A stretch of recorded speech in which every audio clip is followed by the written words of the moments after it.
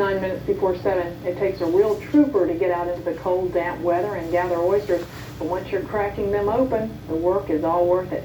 Well, fishing expert Paul Vernon is here now. He went oystering this past weekend, and he's going to tell us how it went. I sure did, Martha, and it was a lot of fun. The weather was perfect, and the seas were okay. I went out with Wayne and Abnett from Merle's Inlet, and my brother Eric from North Carolina.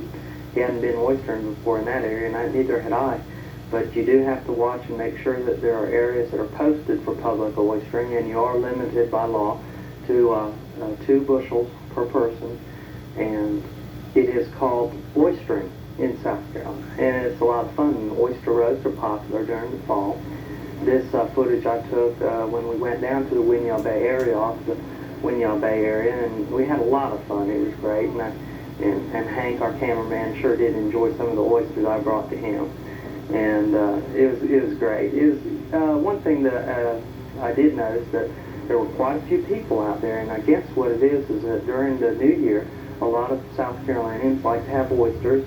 It's a tradition, and oyster roasts are popular. And as you can see, they're gathering oysters out there. And most of the oyster beds in South Carolina are leased, and that means that they are not available to oyster on those properties because they are taken care of by these leaseholders.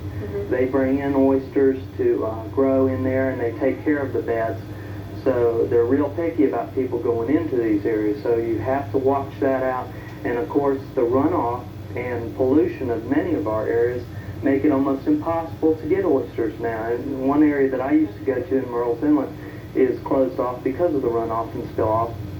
And it is affecting a lot of the North Carolina and South Carolina areas, especially in dense and populated areas.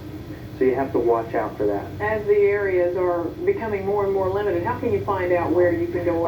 The state publishes periodically the maps that are state-run oyster grounds and shellfish grounds for clams also. And so they can let you know from the wildlife people where areas are deemed safe. And after the rains, heavy rains, you have a lot of spill-off. So those are particularly bad times because of the runoff. Okay. But have some gloves, because I